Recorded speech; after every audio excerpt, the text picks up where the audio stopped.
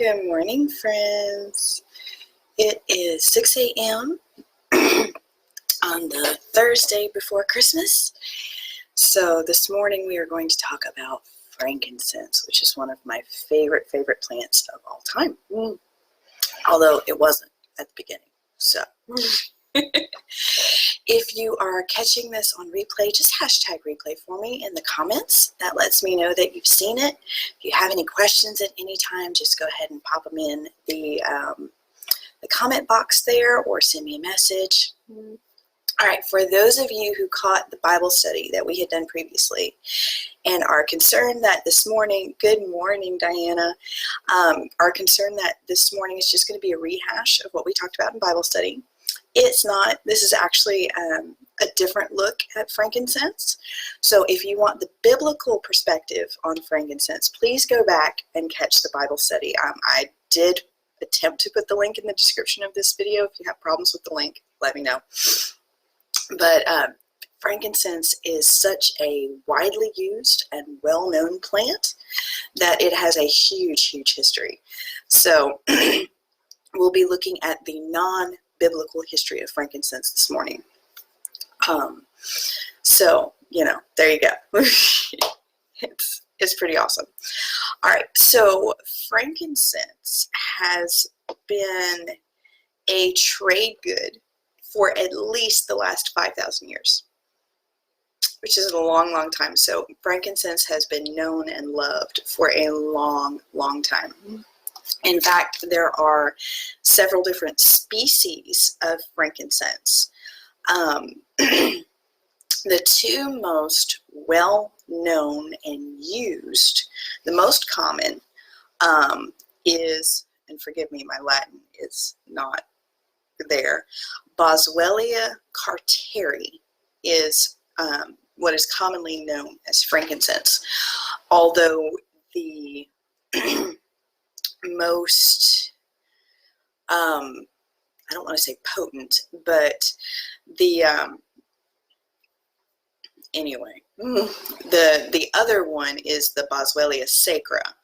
And that one has a lot, they both have a lot of very good properties, but those are the two species of frankincense that are the most therapeutic, I guess would be a good way to say it.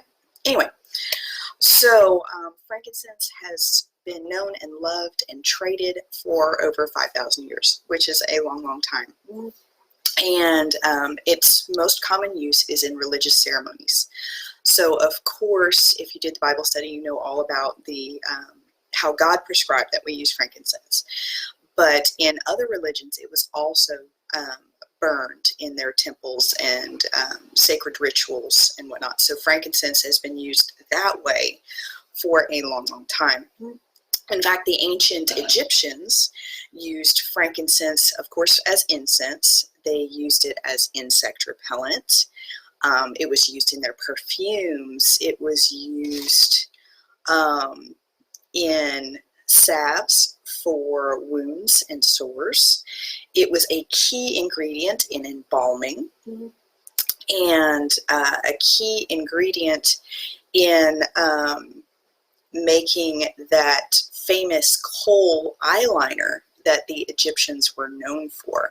So frankincense was highly prized in Egypt. And the best frankincense all came from Oman. So I learned a lot about trade routes and how frankincense got from Oman to literally all over the known world. And it's pretty crazy. So if you have time and interest, go ahead and Google that. It's fascinating.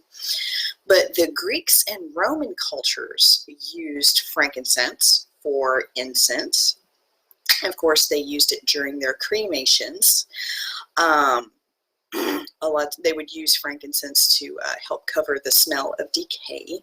That, again, was a big use in Egypt also. So frankincense was prescribed in the Greek and Roman medical texts for everything from indigestion to chronic coughs to hemorrhoids to bad breath You name it, frankincense was pretty much prescribed for it, and it was recommended as an antidote to hemlock poisoning. So there you go. I mean, still, it was used for a lot of things. It has a lot of different amazing properties. In fact, frankincense is still commonly used in traditional Chinese medicine. Frankincense was a traditional remedy for things like ulcers, hypertension, nausea, fever, indigestion, chest coughs, and for post-birth recovery, which makes it interesting that it was given to Jesus by the wise men. And of course, the burning of frankincense, the smoke, drives away mosquitoes. So there you go, insect repellent. In fact, there was an interesting quote on one of the websites I was looking at yesterday, and it said the market for frankincense was unlimited. Whereas other exotic spices and aromatics were luxury items, frankincense, though expensive, was a household necessity. So, like I said, frankincense was highly, highly prized. There were periods in history where frankincense was worth more than its weight in gold. So highly prized throughout the ancient world, well known, very common in that everyone had it, but you know, it was still expensive. If you caught that Bible study, you know how much manual labor it takes to even harvest frankincense. So if you're finding your frankincense and it's very inexpensive, there's something wrong there, because the harvesting frankincense is a very labor-intensive process, and so it's not cheap. But true frankincense is highly prized because of what it is good for. What it's good for. All right. So before I get into how I use frankincense and what I use it for, I want to share something that I learned with you the other day from a friend of mine. So apparently, I don't know if you've ever heard of the word apoptosis. So our body naturally, the cells that we have die off and are replaced. In fact, our body replaces every single cell at least once every 7 years. So our cells are constantly dying and being replaced with new, younger cells. And the act of the cells dying naturally is called apoptosis. So frankincense apparently can help our body with that natural apoptosis or cell death. And I did not know that before. And I found it fascinating. So that is something also that frankincense is really good for. I mean, frankincense is good for like all the things, but that one was one I didn't know about. All right, so what are some of the ways I like to use frankincense? Well, first off, Young Living actually carries two different kinds of frankincense, both that I just mentioned. They've got this one, which is the Boswellia carteri, and then this one, which I have in a small bottle, is the sacred frankincense, or the Boswellia sacri. Okay. They are different because they come from two different species of frankincense, but they have some similar properties. So to me, they smell different. The sacra smells sweeter to my nose, and depending on the day, different ones will smell better to me. So let me tell you my frankincense story. The first time I smelled frankincense when I got it, I did not like it at all. So I called up a friend of mine and I'm like, okay, I don't like this stuff, but I want to, because of course I'd heard about frankincense and how amazing it was for a bunch of different things, and I knew about it from the Bible, and I wanted to like it, but I didn't. And so she's like, try mixing it with some lavender.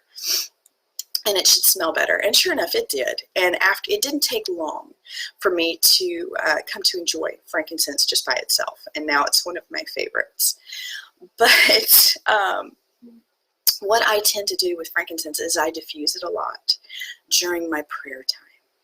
So I find that when I have the smell of frankincense around, that I tend to be able to focus better and not chase squirrels.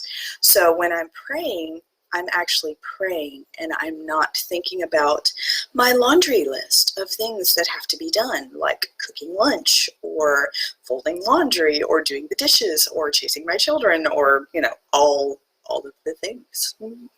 So that's really cool. And in fact, there was one time, which I don't know if you've heard the story before, but I was praying and I felt I needed to write a letter to a friend. And it was something I really didn't want to do because I was very concerned with how she would react.